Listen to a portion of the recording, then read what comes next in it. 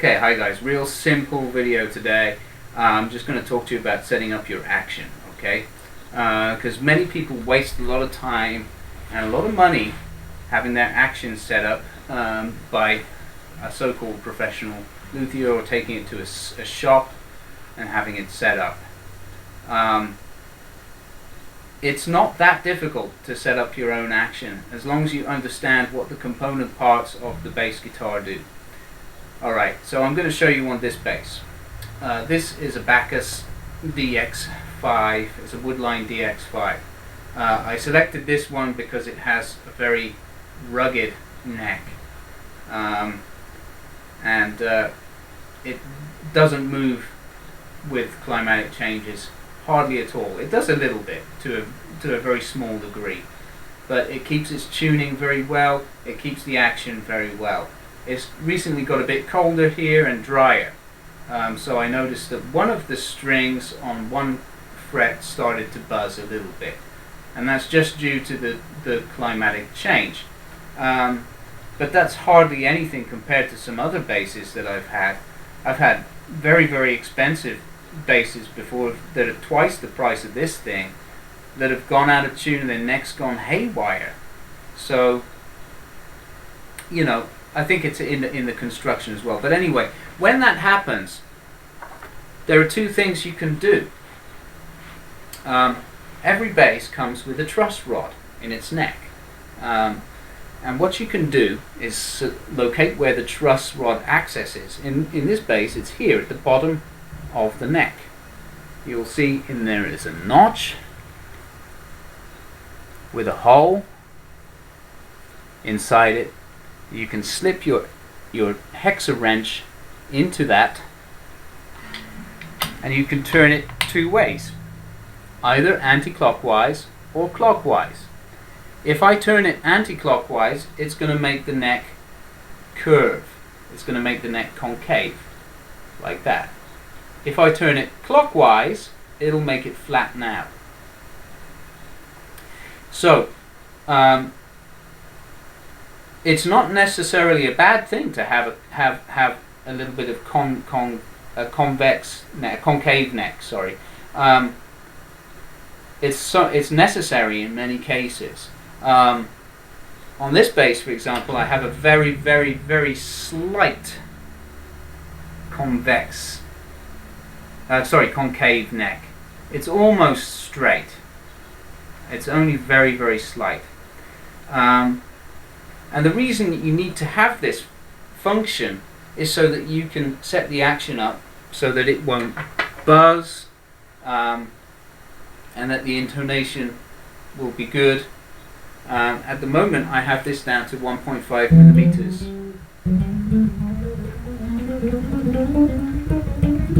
And there is no buzz on the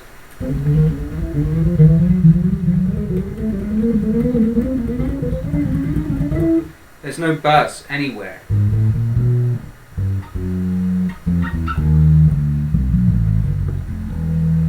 And down the business end of the bass as well, the low notes no problem, the high notes no problem. So it is set up perfectly for me, and that is what I like. I like a 1.5 millimeter action. Some basses are not going to go down that low. It depends on the construction. This bass is a standard construction from Deviser, handmade in Japan. It's a standard construction, so 1.5 millimeters is actually it's very good for standard construction bass. It's not a custom shop instrument. Custom shop instruments, you might be able to get them down to 1 millimeter.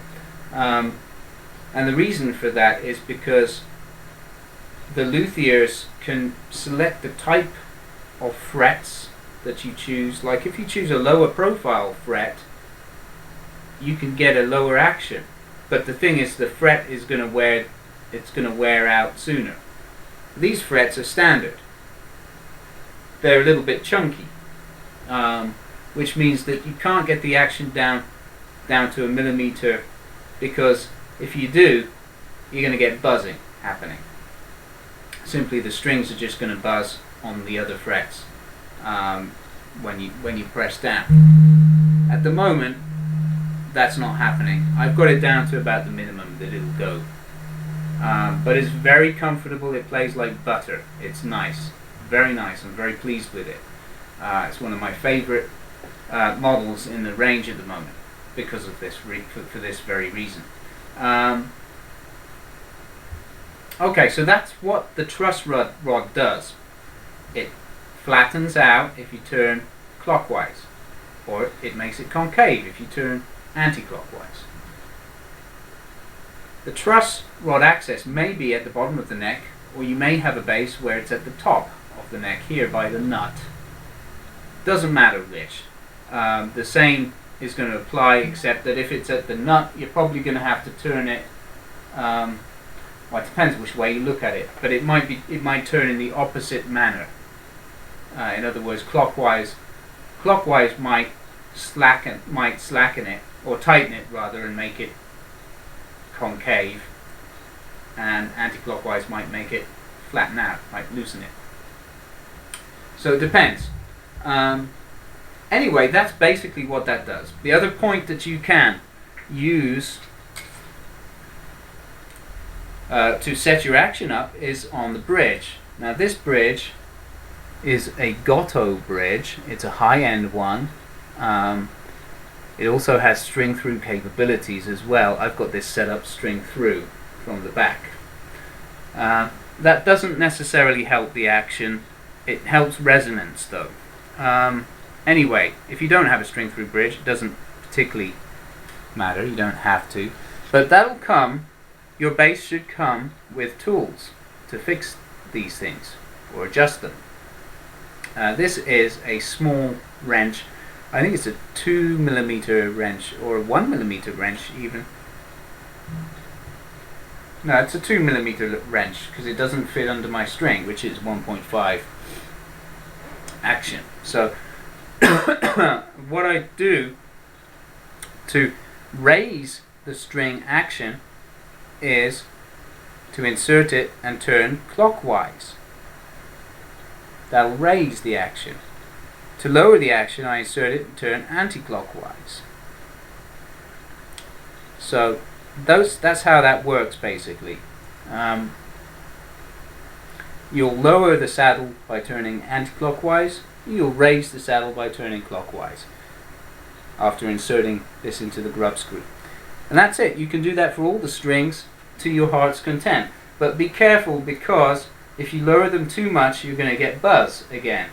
The secret is to find the balance between the bridge saddles, the height of the bridge saddles, and the curvature of your neck, or flatness of your neck.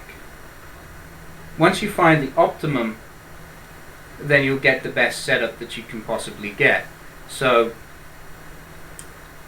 that is the trick, and that is the thing that most people find very, very difficult. It takes some patience and it takes a bit of trial and error, because every instrument is different, right?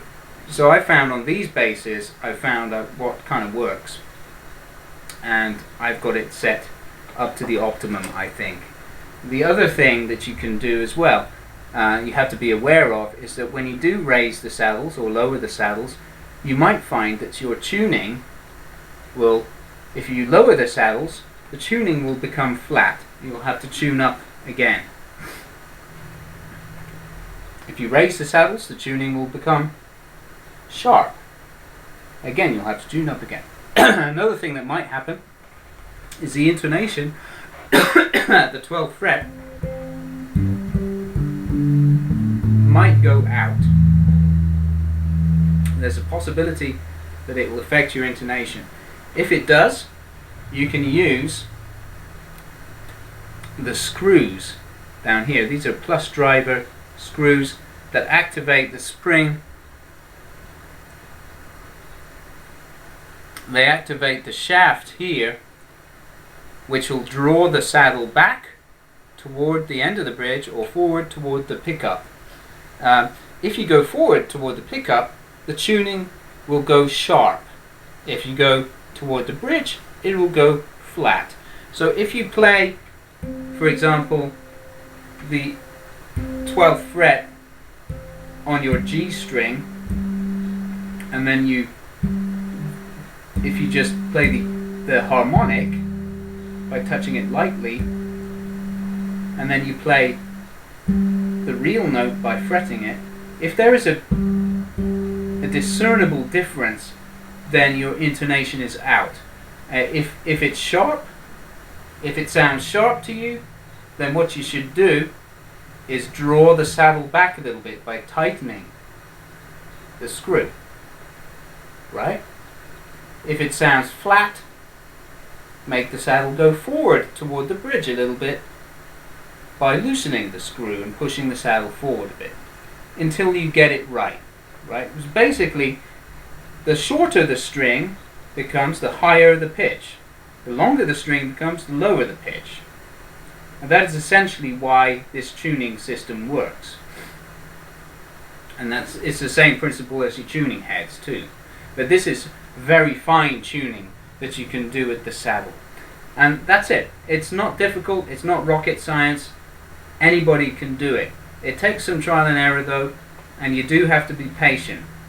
If you're not confident about it, then I recommend going to a professional who knows how to do it. But believe me, it doesn't take much to do it, and it saves you some dollars, it saves you some time. I just recommend you be very careful and you make sure you have the right tools.